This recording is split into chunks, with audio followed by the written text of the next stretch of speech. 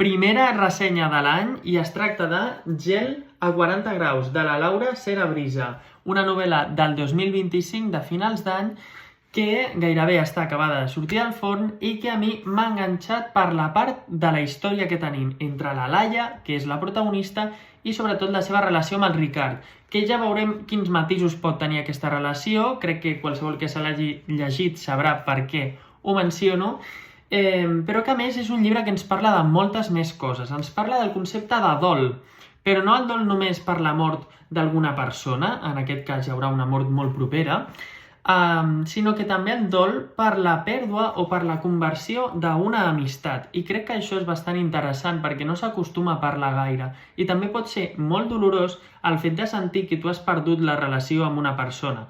Perquè, siguem clars, quan una relació jove, sigui de parella, d'amistat o del que sigui, és molt fàcil que pateixi canvis, perquè cadascú evoluciona d'una manera i en aquest cas trobem que la Laia i un amic seu tindran uns punts més en comú o menys. No sé, crec que és prou interessant. A més, aquí hi ha molts fronts oberts, com per exemple seria el fet d'intentar viure a l'àrea metropolitana, província de Barcelona en general, amb uns preus caríssims. Doncs són cosetes que van sortint en aquesta novel·la i que ja em comentareu què us ha semblat si l'heu llegit vosaltres.